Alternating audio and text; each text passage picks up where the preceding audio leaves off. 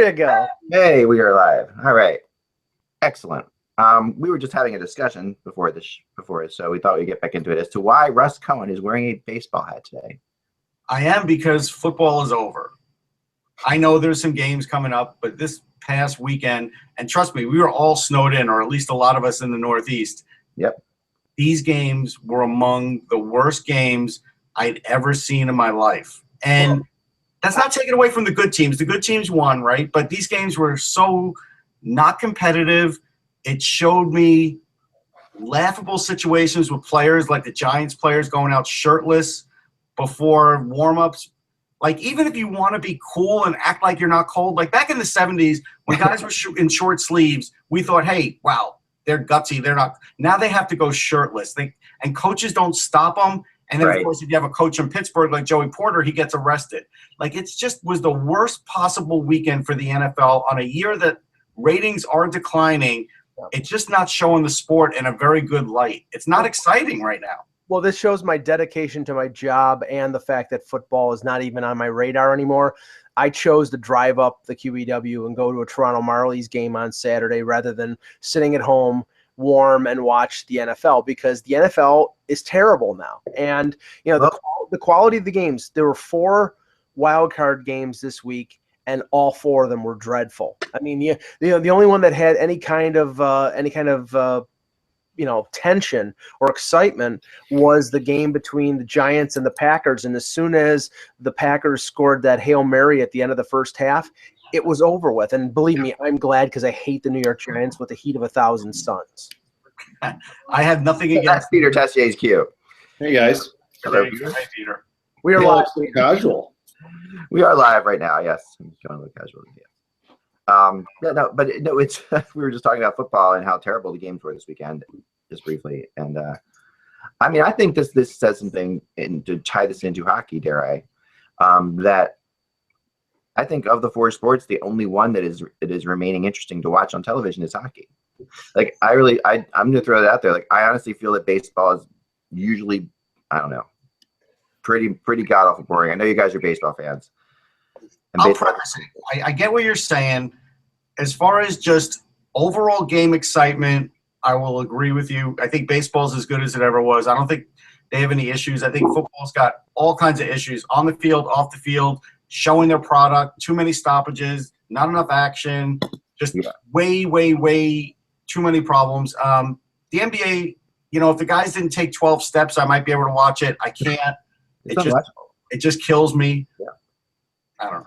Well, but the thing is that other professional leagues are still programming around the NFL. Like, sure. The NHL All-Star Game. I don't know about the Pro Bowl, or no, not the Pro Bowl, but I don't know about the NBA All-Star Game. But the NHL All-Star Game is strategically scheduled on that in-between week between the AFC NFC Championship game and the Super Bowl. When nothing is going on, they're putting on the All-Star Game.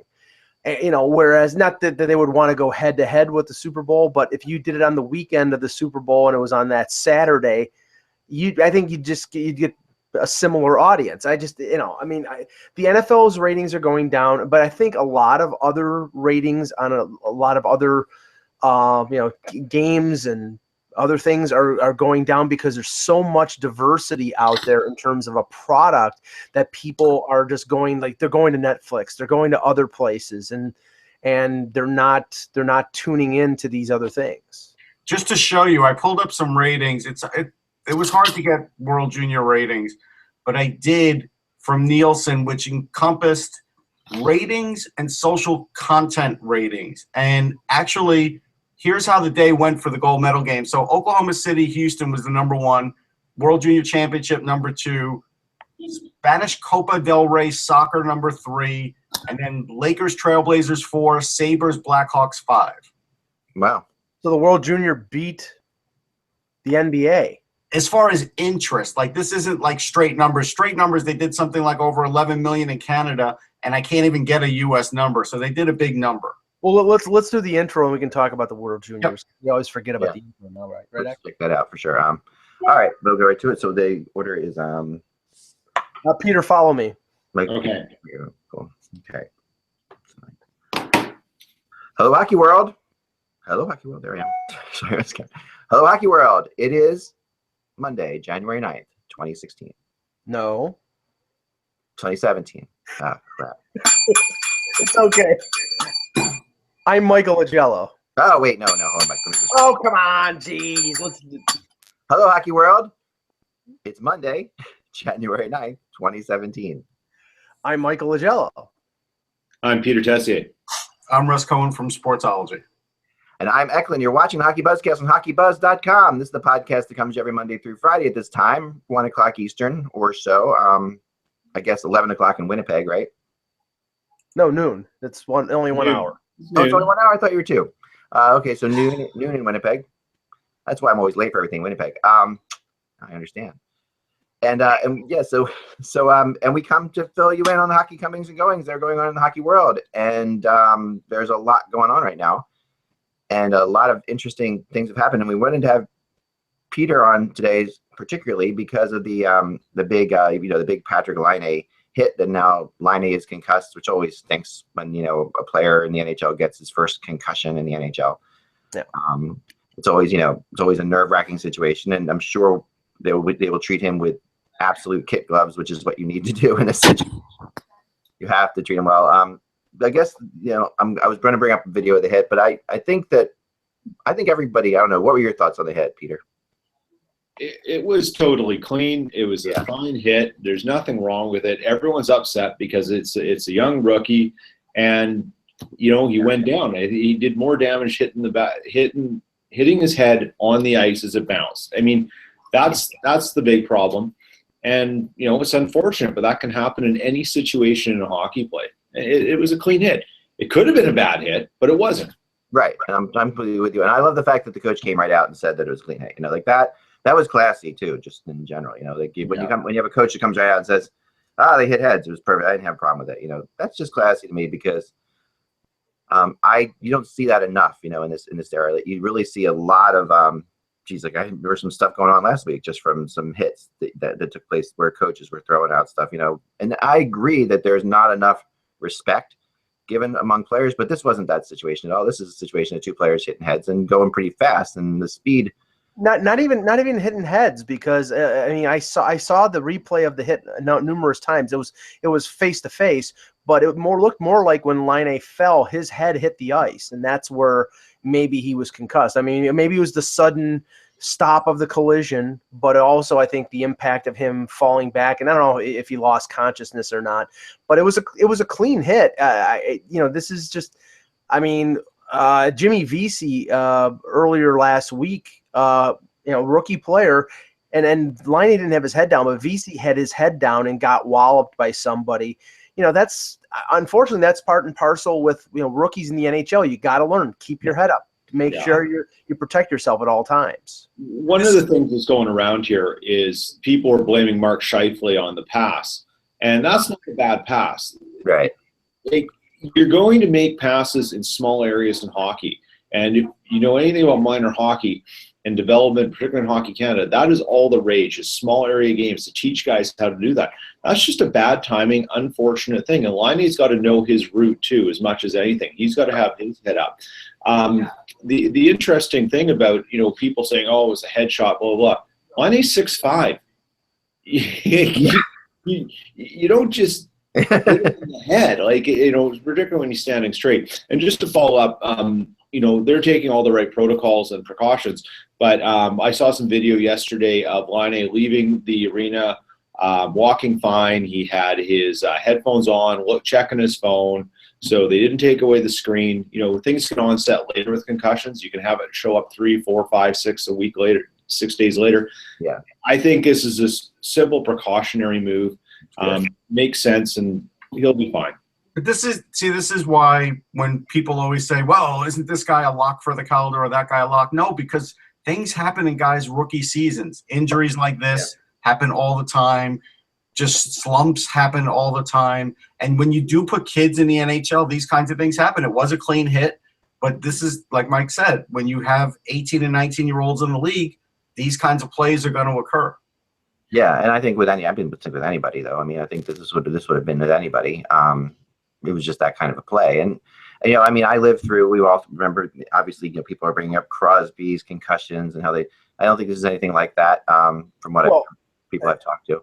Yeah, I am, and I heard a bit of hyperbole that this was like the worst hit or the most impactful hit since Scott Stevens hit Eric Lindros. I mean, let's calm down here. I mean, that ended a career. This is right. Yeah, and that was the several concussions in for Lindros. I mean, like the hit I remember with Lindros was the one that started the whole thing was Kasperitis. Yeah.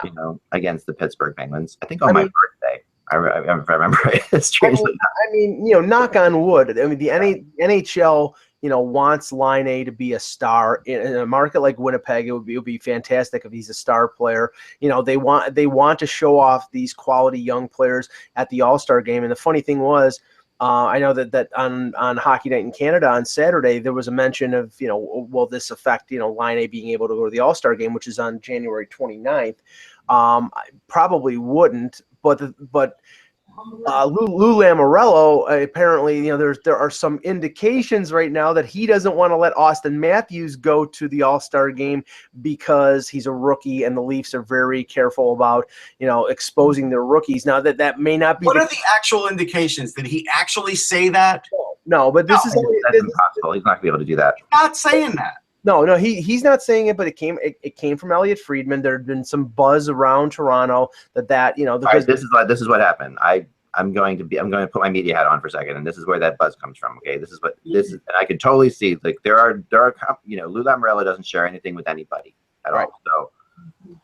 But there probably was a conversation in some kind of like media meal room or whatever where Lou had to go eat because he forgot to stop at Wawa on his way to the arena. And he's in there, and someone said, "Oh, you probably don't want to get Matthews hurt there at the All-Star game." He's like, "Oh, and Lou's probably bleeping that, yeah, I don't want to." But never would in a million years be able to not send him to the All-Star game. I'm sure he would rather him not go to the All-Star game, and that's obvious. But the fact that there's a parallel being drawn, the Leafs don't want to pay him a couple $100,000 bonus. No, it's not Stop with the whole bonus story. Stop with this. This is all complete fiction. Oh my gosh! Yeah, someone actually bringing up that they weren't doing it because of the money. That's insane. That's definitely not the case. I mean, Line A has a legitimate injury. Like I would have no problem with Line A not playing in the All-Star game. I mean, there's no reason. I mean, when coming off a concussion, they should take the time. They should take the extra time for the All-Star game. They should take that All-Star break and give him the time off. That's what they should do. And I think that I would bet that they do that. I would bet that I mean, no, it's precautionary and everything like that. And they're saying it's casual, but there's no reason not to do that in my mind for them. That's where they should go with it. And I mean, just remember how careful they were with McDavid last year in Edmonton. I was told that he could have come back.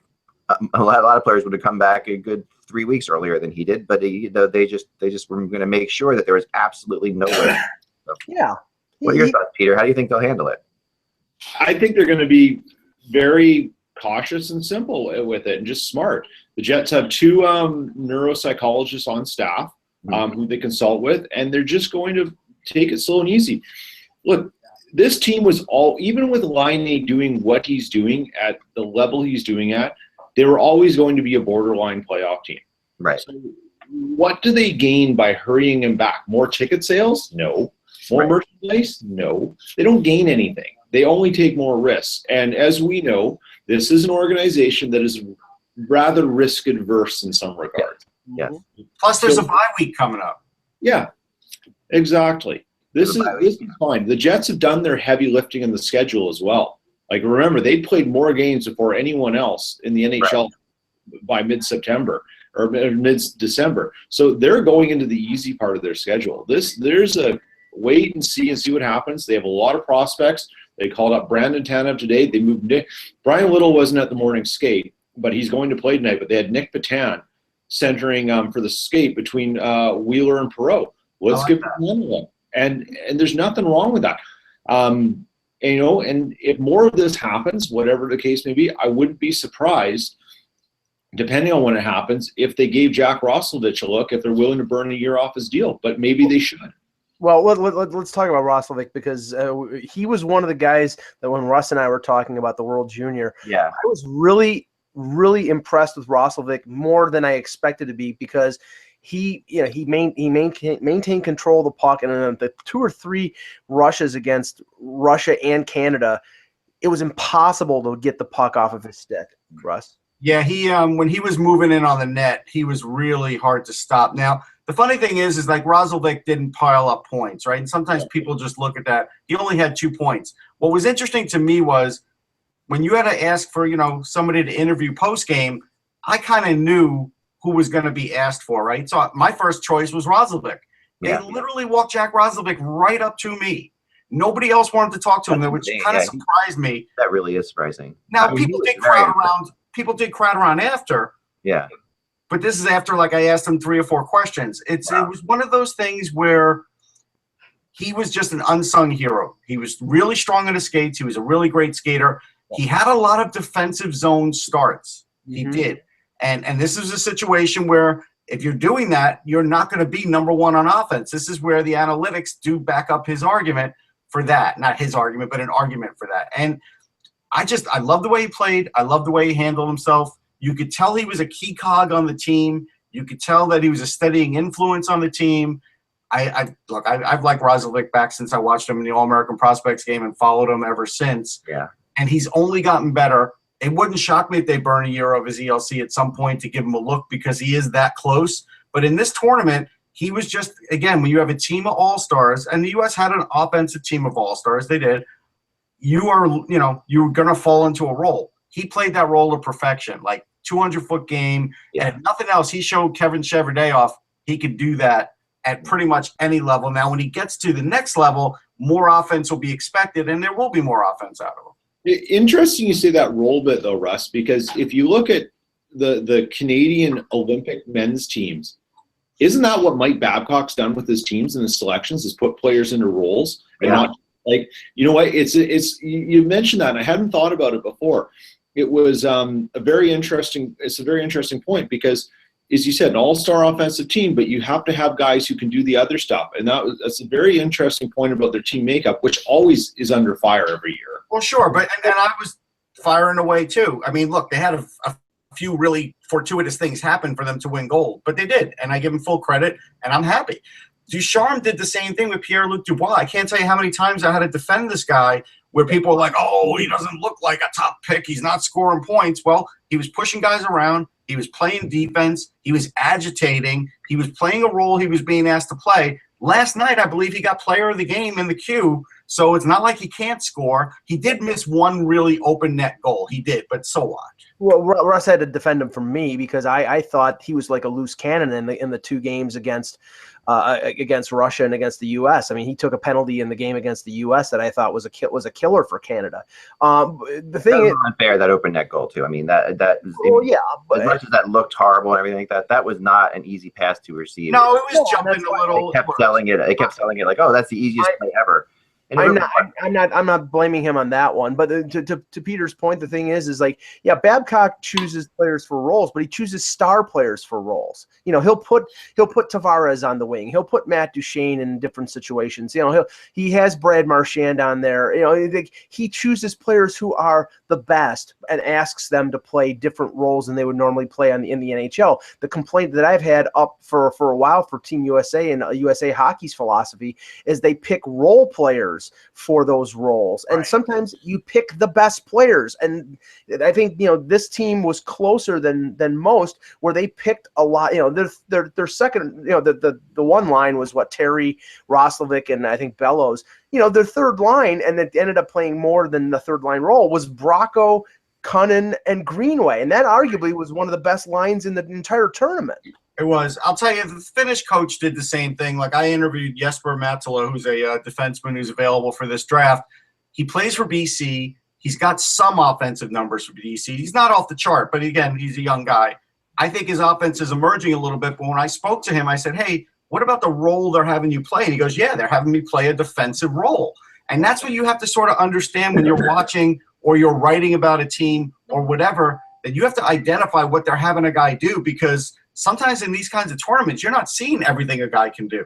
Right. No, that's true. When I want to just talk about Roslovic for a second too, because I wanted to mention, I was really, some of the things that I was impressed about by him that really shook me, because I mean, obviously his stick handling was incredible, his ability to keep the puck away. But the way and this was what was interesting. Two things that struck me. First off, the guy is playing the AHL, and that was obvious. Like the difference between an AHL player and a guy who plays against a junior defense is obvious. I think that was a big thing. When you play in the AHL, you have to be able to handle the puck a lot differently because you have more experienced guys there. And so he sometimes made some of these junior defensemen look bad that way as well. Mm-hmm. He does like to handle the puck in a similar way to what Claude Giroux does, which is pass the puck in front of him a lot, like not just stick handle, but pass the puck to himself.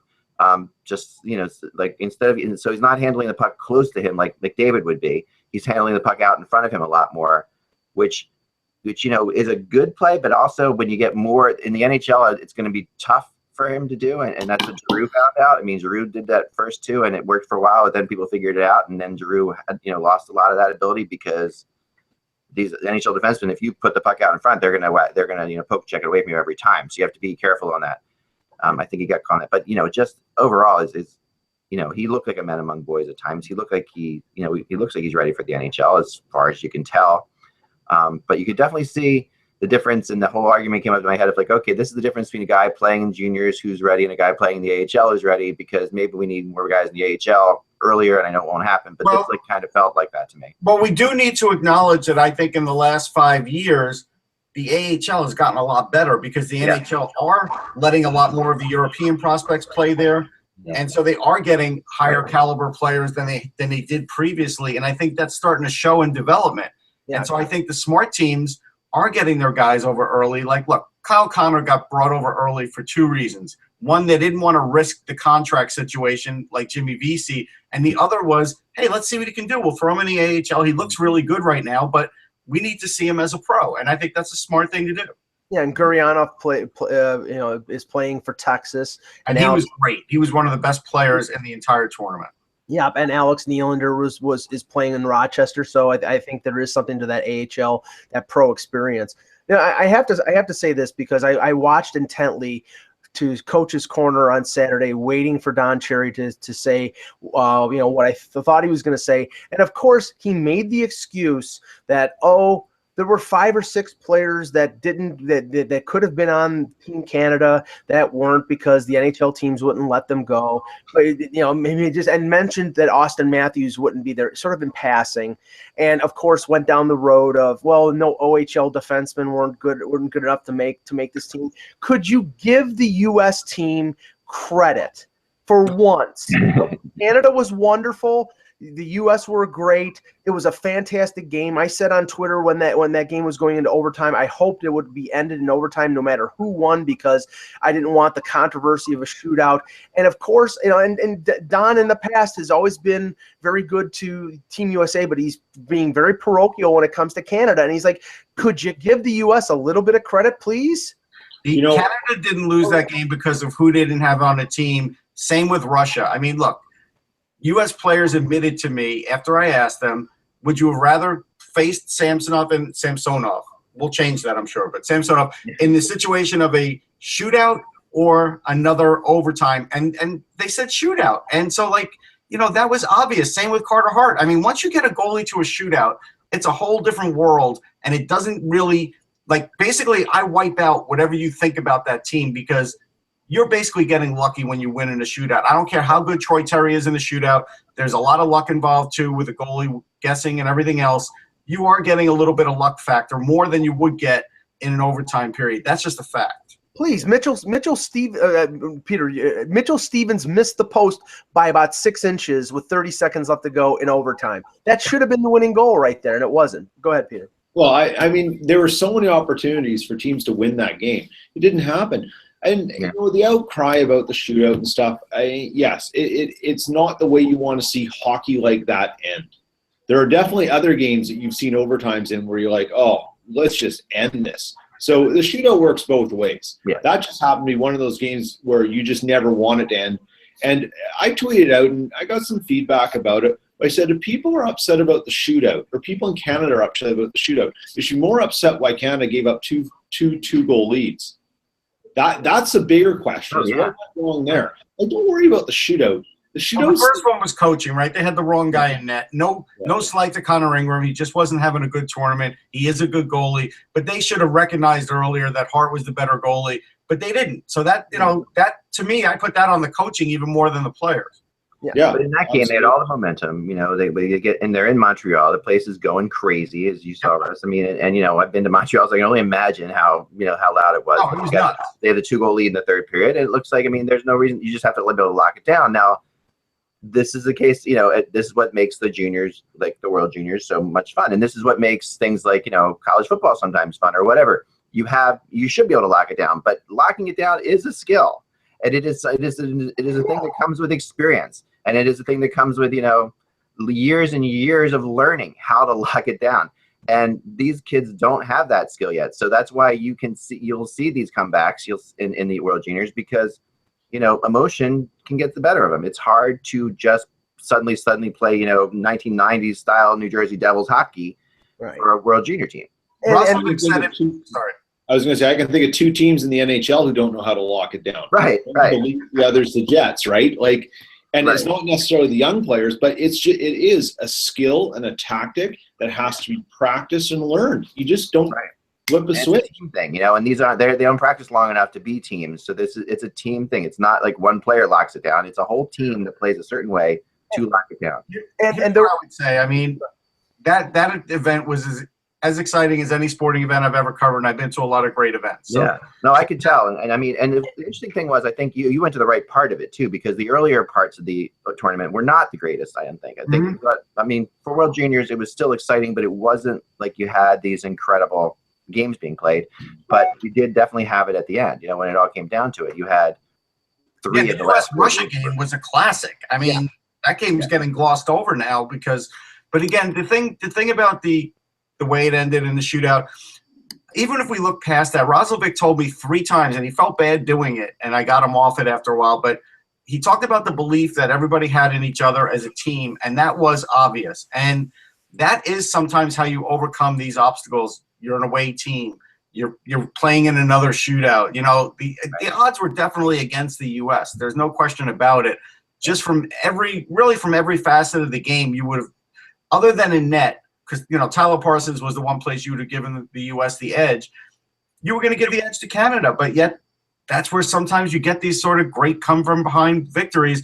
And, the 2 goals down, I don't know if we'll ever see that again. That's something where in a big game, a lot of times that would cook a pro team. It wouldn't even matter what kind of team you are. Right. And I'm always interested in the reaction after the fact. And, there were some knuckleheads out there after that loss who, when Austin Matthews put 3 American flags on Twitter to celebrate, because he's buddies with Bracco, he's buddies with Troy Terry. He could have been on that team. He grew up in the U.S. National Development Program. He's an American. He was celebrating it, and there were people like saying delete your account or we should trade you or some ridiculous crap like that.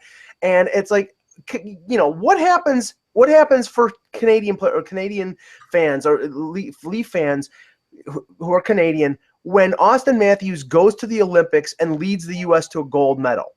Come on. Yeah, no, it's true. And I do want to tell people, I was having a lot of fun with them online with the U.S. stuff, and some people were like, "Are you in the media?" And I'm like, "Listen, do you know how to have fun? I do want to let people know some of the votes that I did. I gave Samsonov best goalie. I gave Thomas Chabot MVP. I gave McAvoy and Chabot best defenseman. Eriksson Ek was one of my best forwards. Gurianov was one of my best forwards, and actually Dylan Strome, because even though he didn't have the greatest second last couple of games, he was great for a lot of that tournament. So I didn't hold up a U.S. flag for anything. I was having fun with people to get them engaged, and they were on social media. This was the best reaction I'd ever seen, and I've covered it's my 3rd or 4th World Juniors to this tournament on social media. It was fantastic. It really was. And I think it's saying something because there wasn't a whole ton of star power at this tournament compared to what we've seen in the past. There wasn't an Austin Matthews at this tournament. There wasn't a guaranteed first pick or McDavid. The guys will turn into that. That. But, there wasn't. So this tournament itself has its own thing going now in the United States. I know it always has in Canada, Peter. It's always, but in the United States, it's starting to get that same kind of, I don't know if it'll ever quite rise to the same traditional aspect of, this is part of the holiday season like it is in Canada. But I think that it's getting there. The IIHF has to be thankful. This was the best commercial for that New Year's Eve game at the Bills Stadium, New Era Field, with 70,000 tickets. If they were worried about that game being, like having half empty stands, that game there will be, you'll have Canadian fans piling over the Peace Bridge into Buffalo to go to that game on December 31st. Well, I attended that press conference too, where Renee Fassel was there with Tom Reddy and Hockey Canada, and they had their numbers guy, and they were prepared to talk about this, and not so much about the future game, but about this tournament and ticket sales and everything. And I actually asked the first question. I was shocked that nobody was getting on with it, so I did it. Right. But my basic feeling was they definitely overcharged. I think they know they overcharged, but they were defensive. So they said, well, we were 30% less than last year, but that's fine. But then they also took it down an additional 33% for some of those games, which made it a 63% reduction from last year. And that wasn't even enough to sell out everything. The gold game was just about sold out, not quite. The game against Russia was not sold out. And so they had a definite ticket problem. And you got to believe that if the Canadian dollar stays where it is, when people cross the border, they are going to take a financial hit in just everything they do, hotel and otherwise, even if they're just going for the day. And so they have to make these tickets lower, especially with this outdoor game. There's no way around it. Yeah, that 70,000 tickets is a ton of tickets. Paul Friesen of the Winnipeg Winnipeg Sun here. Sorry, Paul. He wrote an article about this, about basically calling Hockey Canada to the mat about this, and sort of the legacy of the World Juniors, of where it's been in Canada, and the fact that they've gone back to Toronto and Montreal twice now, and the ticket prices they're charging. And he makes some very interesting points in it. But I think the biggest one is that when you start putting these games in large markets, like the Torontos and the Montreals, the Vancouvers, which is coming, you're assuming that those populations are going to jump on the bus, and you're going to do it over Christmas and New Year's. If they don't, you're left with a big hole, and we saw that this time.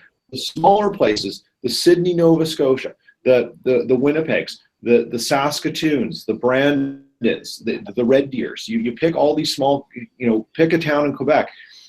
The whole city will rally around it, and it will become a community thing. It's just it's just another ball in the air in Toronto. Well, 100%. And that's the problem. Historically speaking, what Canadians get to is people come into these towns. They will have all these other things going on. You got too much going on there for your entertainment dollar. Well, the thing is, Peter, like 2 years ago, I don't think that there was as glaring a deficiency in terms of attendance in Toronto. But this year you had the Blue Jays playoff run, the Raptors playoff run, Toronto FC going to the MLS Cup, the Grey Cup, and the Centennial Classic. So you had and the World Cup of Hockey. And the World Cup of Hockey. So you had 6-7 events.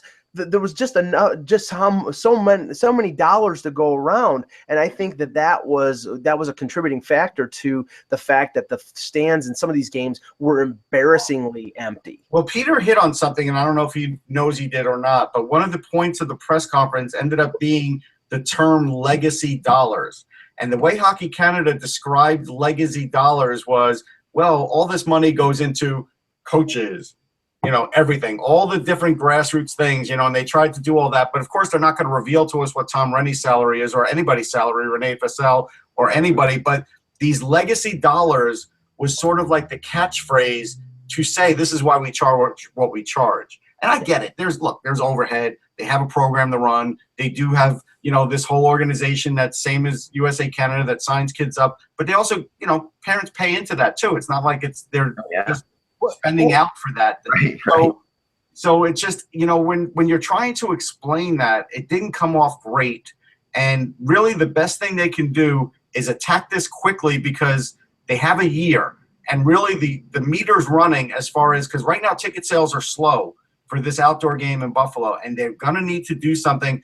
And look, it won't shock me if Terry Pegula somehow ties it into Sabres season ticket holders and makes him buy tickets. That wouldn't shock me. I think they're probably going to. The last time I was here, they were offered it, but they didn't. But they had the option to opt out.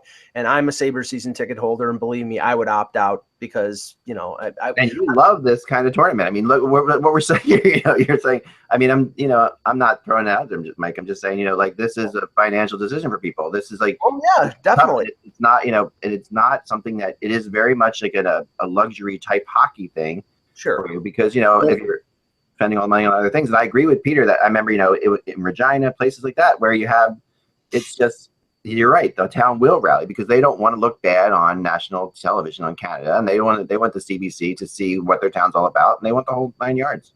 No. I mean, the other thing is the IIHF has a role in this too.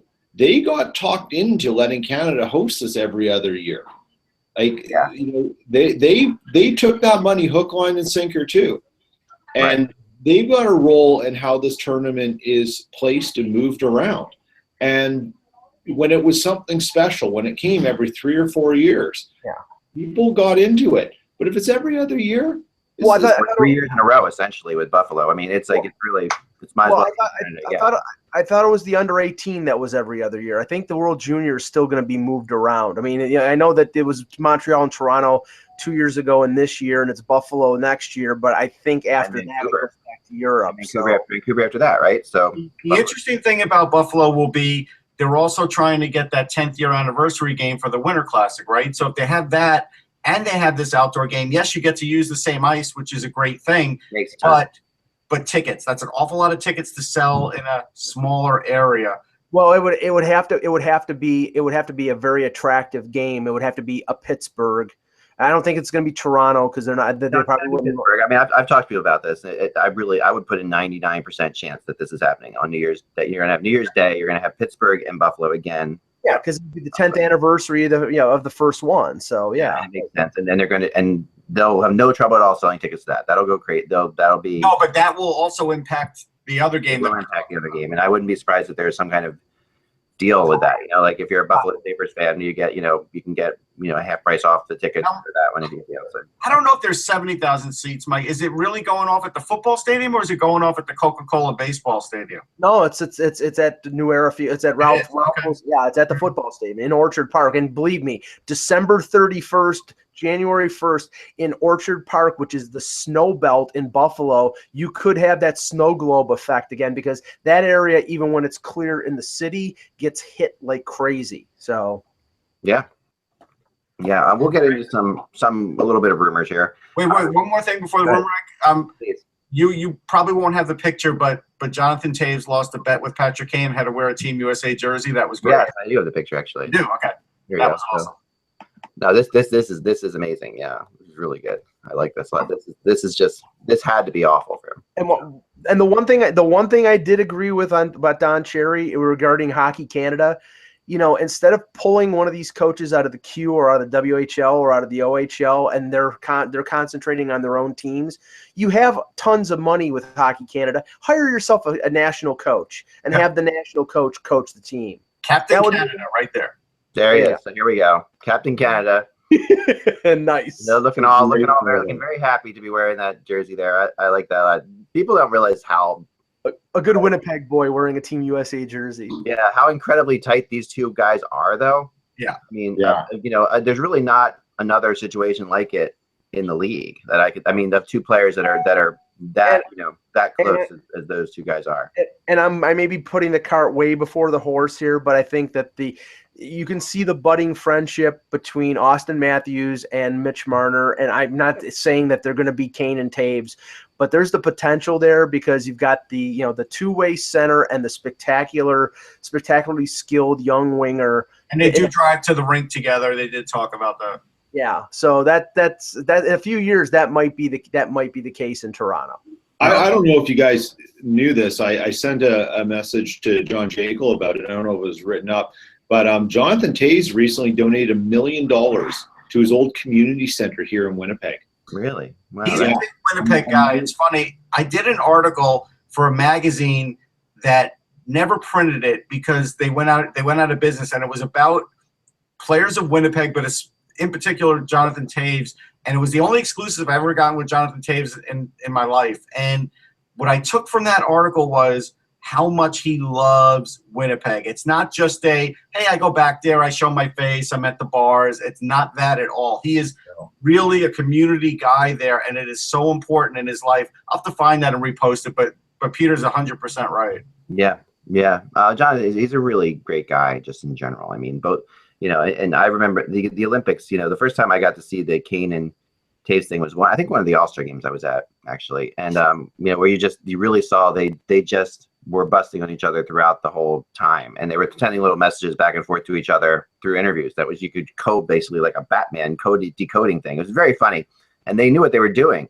And it was really, I mean, they just have that thing. And Taves, has a real admiration for Winnipeg and has a real admiration for his college too, at North Dakota. There's certain things that he's, and when he comes to Philly, when you see him talk to Hackstall in the hallway here, it's legitimate. Like they have they really is this strong admiration for each other that goes back, and it's funny because it's like Taves is such an outwardly going, just nice guy in general. You could see where you'd want to hang with him, where Hackstall's totally different, right?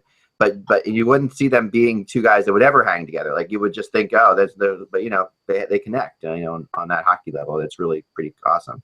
Well, let me get the rumor ball rolling here, and I have to ask Peter since we got him here. We know Trouba signed the 2-year bridge deal, $3 million cap hit. My perception is things are just, that was sort of a delay tactic, and eventually things are going to come to a head. But I don't see the way the landscape is in terms of trades in the league, him getting moved before the deadline. I mean, where do you think things stand? Where do you think things will go with Trouba? Wow. I don't think he's getting moved this year. I think he's going to get moved. He'll get moved before the deadline next year, and it will be to a team who now has scouted the stink out of him. Right. As seen his play, and he is now playing very good hockey. Yeah. Make no mistake. He is playing well, and has got the cap situation to deal with him. And Chevy probably knows who's ready to go. If there is a deal there, he probably knows, and he probably knows the timelines that they need to make the cap situation work. And I think this is one of the issues here with Trouba and his agent saying, you threw this out right now before the start of the season. No one's going to trade for him with their projected budgets and cap situation. You're forcing other teams to make moves that they weren't prepared to make.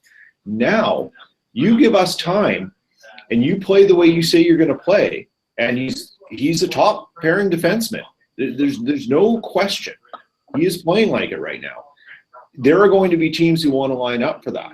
But it's got to be the right teams. They're going to need time to adjust their rosters properly and plan for this. This isn't just picking up a guy and saying, oh, we'll figure out the next deal, because the next deal is going to be big. Right, because he's eligible to sign the long-term extension after July 1st. And that's what I'm wondering. Is he's not going to sign that extension with Winnipeg. I mean, he's not. He'll still be an RFA. He'd be arbitration eligible after the 2-year deal is expired. So it's either they trade him in the summer at the draft, or they wait until the deadline. But again, if you wait until the deadline in 2018, you're talking about teams having the room and teams willing to give up what they would have to get him from. But trading at the deadline 2018 is okay, because you're only taking on the prorated salary of the second year of that deal. It's the next deal that so now you're giving teams the time to plan for that, right? It's planning for the future. Right. It's the next contract. And, hopefully those assets are still there if there's some deals being talked or some teams who are interested. I mean, I take what's been said about that whole debacle at face value.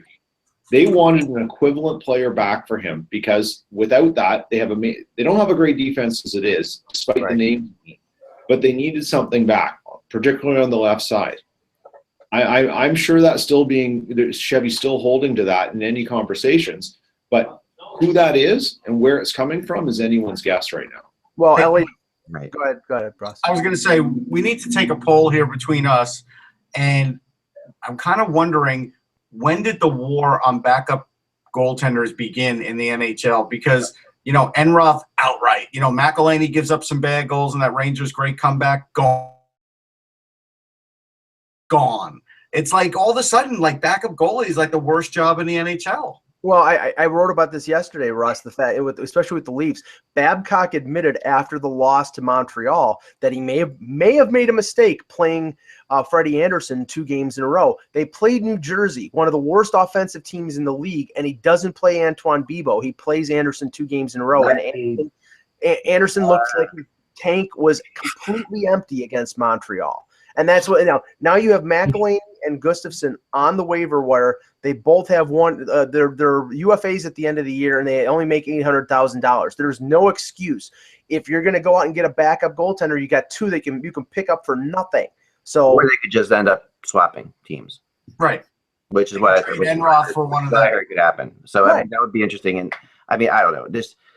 This whole thing comes back to I know you guys are sick of it. And I'm sure if you watch the show, you're sick of it. My argument about how to play backup goalies these days, like the idea of that you're going to throw away put out the a game that you're already. and publish that. That might be a good thing to do. well, I have. You have. I've handed it out everywhere. I've had women handing it out at arenas for years now. It's Well, the concept is really basic. You don't. It's like they throw their backup goalies to the wolves, and it's like putting the poor guy up against the Rangers after you've lost a 6-game streak. I mean, just like. This is just ridiculous. I mean, it's absurd. What's your thinking there? It's as if you're just going to say, okay, we're good. It's very analytics-ish or whatever, and you're going to throw away the odds because the odds are that, we're going to lose that game anyway. So let's play the backup goalie. And then to blame him after all that is even more crazy. In Columbus, I think there's the contributing factor is they have, and I think they have one good potential backup in Korpisalo, but they're calling up Anton Forsberg, who's like Forsberg a lot. I know he's got a nice. I know Russ always laughs at this thing, but they like Forsberg a lot. And last year, Forsberg was a big part of them winning the trophy in the he's AHL. An AHL goalie, no question. He's got a .930 save percentage in the AHL, and he's young, and so is Korpisalo. So even if they lose McElwain, it's not a big thing. But what I'm saying is, the Leafs had 18 back-to-back games this year.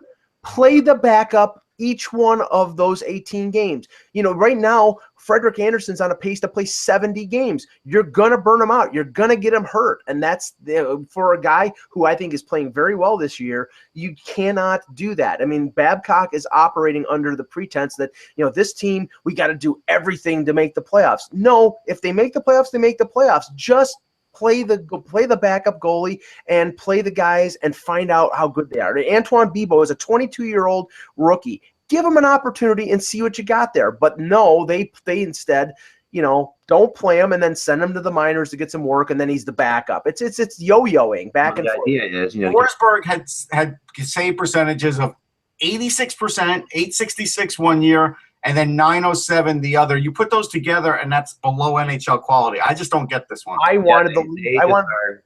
mean, there are people that in that organization that really like Forsberg. We'll see. I mean, we're going to see, right? Because we're going to see him play hopefully a couple games here. Get one game with Torts. He screws up, he's gone. Yeah, look at the way you go to your usage point, Eck. Look at the way, with leaders and people in position, at certain points, everyone begins to overthink what they do. Yep. And you outthink yourself of the right decision. And it happens to the best people. And that's why everyone has a shelf life in something. And I think when you look at Babcock's experience and stuff, I wonder if he's overthinking some things with his goalie and what they're trying to do as opposed to missing things. And I look at how the Leafs organization is structured. And I think this is the time where Lou's got to come in and talk to him and say, you need this perspective again, or Shani or someone, right? Just bring it back a little right, because Babcock's a competitive guy. Yeah. He wants to win too. He's getting a taste of it. He's seeing positive things with his team. But the bigger picture for the Leafs is you make the playoffs, as Mike said. It's a win. That's fine. But you don't have to make them. Well, what Mike proposed is sensible because McElwain, as an example, who always has been a pretty good backup, had only played 7 times this year. Right. And that's a function of Tortorella just running Bobrovsky into the ground because. But and okay, they were on a streak, and you got to keep that. There's certain things, and that also plays into it. I mean, the streaks are weird because we've seen teams that go on streaks then go to lose a bunch of games afterwards. It's not uncommon because they burn themselves out in the streaks playing certain ways, and certain guys get overplayed, and they play it like it's the playoffs. They don't play it like it's the regular season, right? So, but that being said, I think, Peter, what you're saying, I agree with. Really, what I hate about this whole concept is people forget that we are playing a friggin' hockey game. This is a hockey game, and when you play a hockey game against another hockey team, you play your best.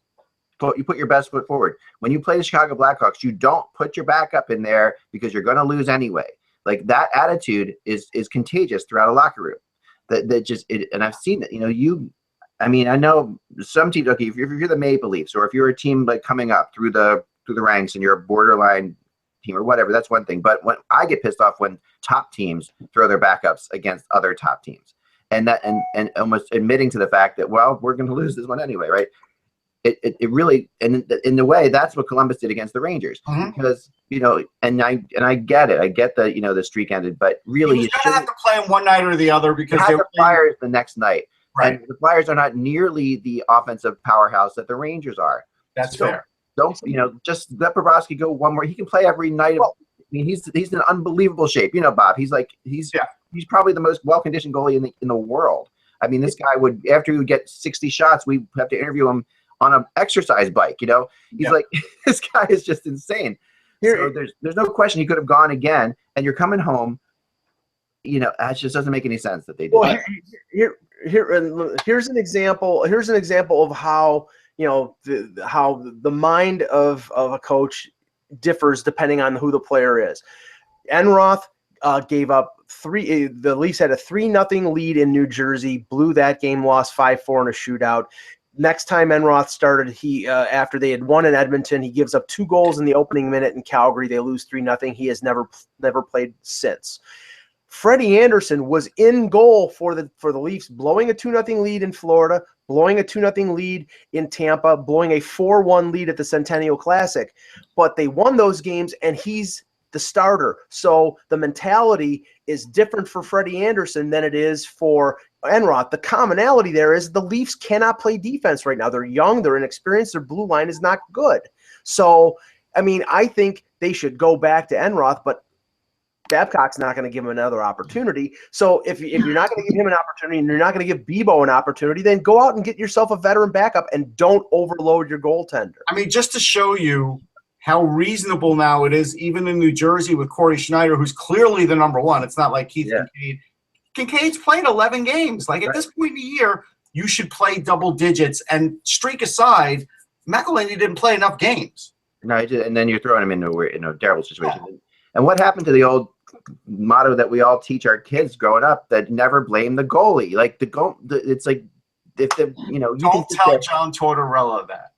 And I know we saw a couple games, and I'm trying to remember which ones they were, with these incredible lopsided shot differences. There was one last night where a team won with 13 shots against a team with 40 shots or whatever it was.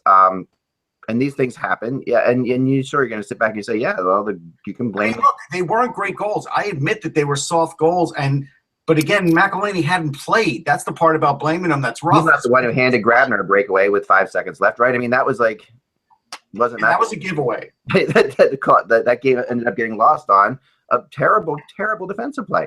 Yes. I was going to add in, you talked about weird usage things, and your idea when you play Chicago, you play your top goalie. After Christmas, first game after the break, Jets go into Chicago, beat them 4-1 with Connor Hellebuck. They get a day off. They come back. Who comes in? The league's hottest team, Blue Jackets. Who starts? Michael Hutchinson. Right. Well, that's it. Yeah. What are you saying to Hellebuck? Right. What do you say? And then, so Hutchinson gets lit up. Then they go back to Hellebuck against the Islanders. You have the Islanders coming in the night after. Right. With the rest. Right. That's your backup goalie game. Hellebuck just stoned Chicago in Chicago, and you go to the backup. Yeah, when a goalie's hot like that, first of all, you should never take him out if he's hot, and he plays a great game like that. That is insane. That is just what that is over planning, like you're saying, Peter. It's like they have a board, and this is when Hellebuck's going to get his games. This is when Hutchinson. This is when they're going to get their games, and they're going to stick with that board no matter how either goalie's playing.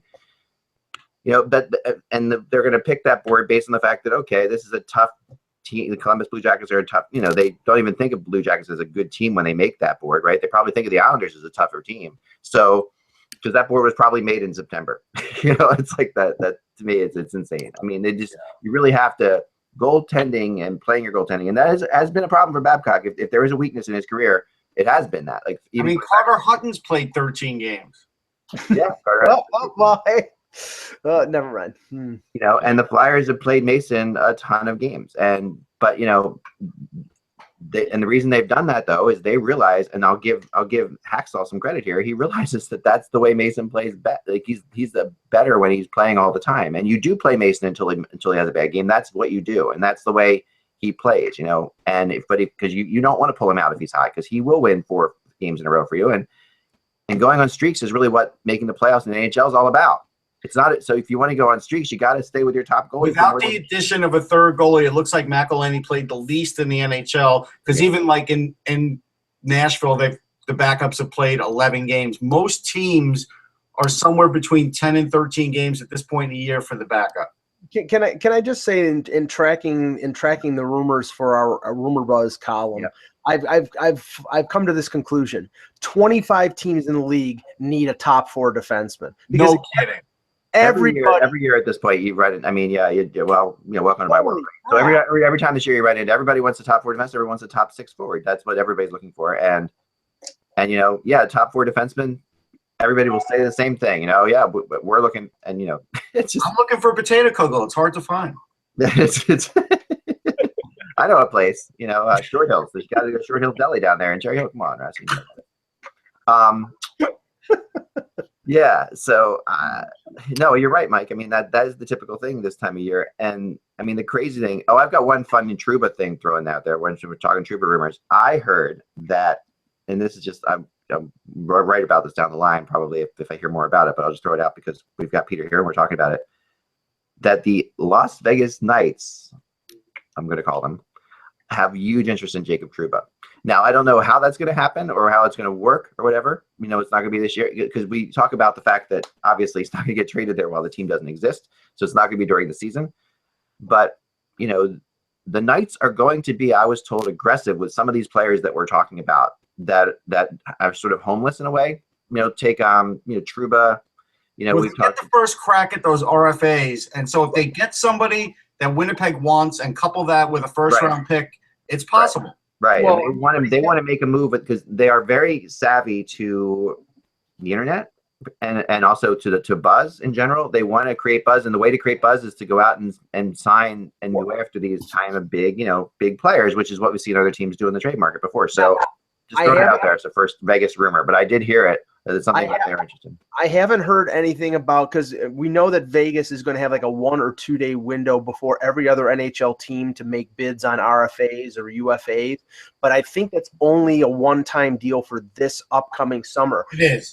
It's not going to go in the future. And with Trouba's an RFA in 18, so they couldn't, they would have to trade for him. Mm-hmm. But there are RFA, like a guy like Dmitry Orlov, who McPhee drafted in Washington. He will be all over that guy if he's either not protected or if Washington, if they're prepared to move on from him. That's a guy that you could see them jumping at big time. Yep. He'll either be all over him or on the Sabres.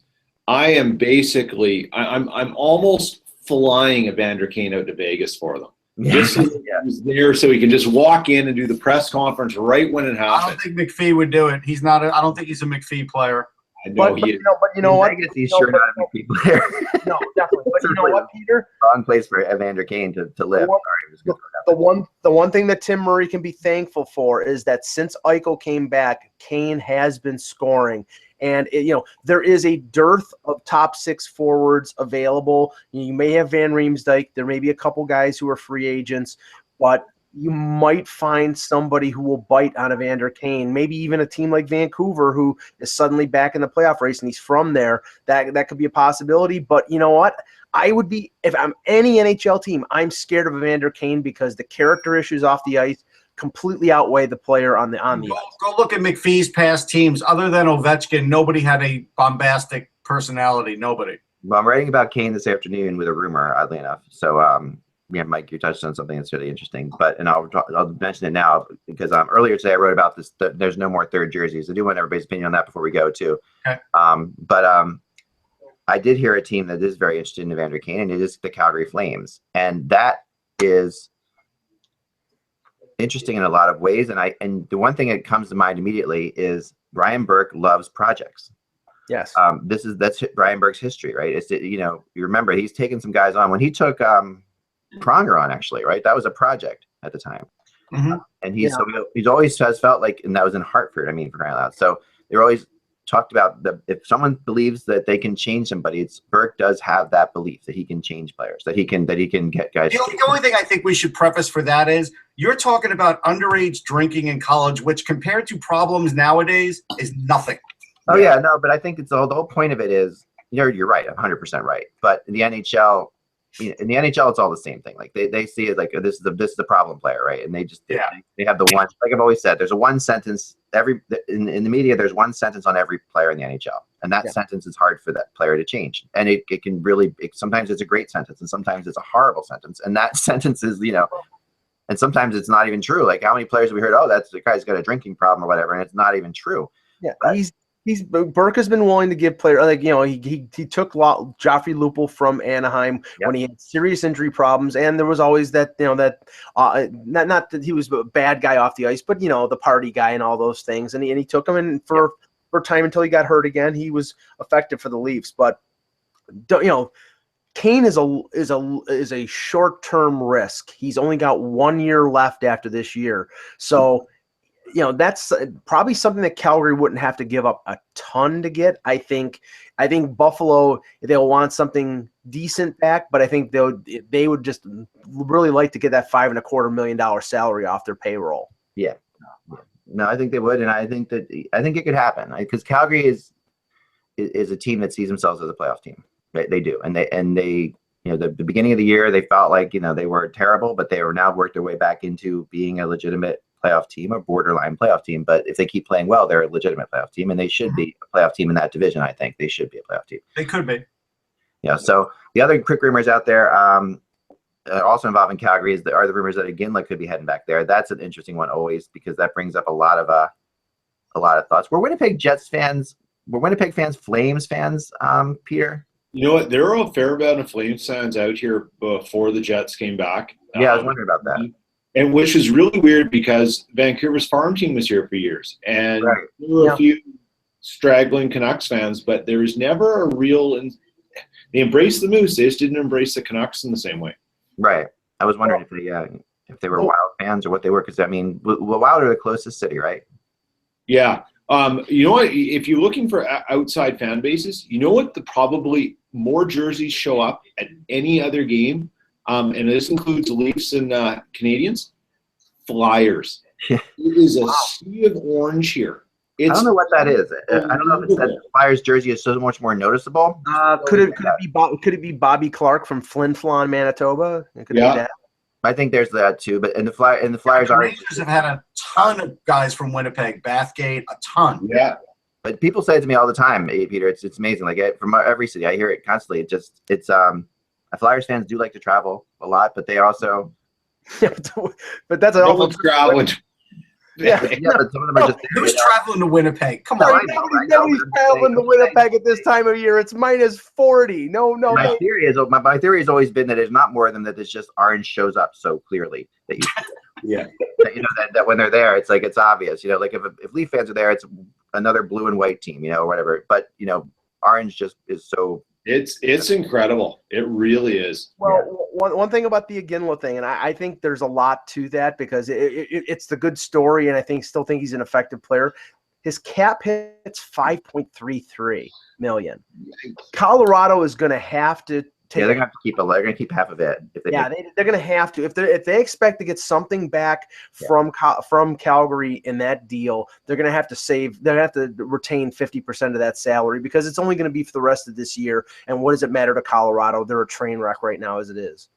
Yeah, no, I agree. The other name flying around a lot was Vanek over the weekend, and we talked. It's funny. Darren Dreger brought it up, I believe, as well, that that Vanek could be moved out of there, and his name's come up with a lot of teams, and it's been something I've been watching really closely. He is definitely one of those players who's really good if he plays with consistently other skilled players. But if you don't put him with skilled players, he's not really worth having. He's just you need him on it. So some teams that just You know, like you can remember that he wasn't a real big factor in Minnesota just because he's not playing with a bunch of skilled players. And same with Montreal, he wasn't either. So yeah, but he's got a lot of tread on the tire at this point.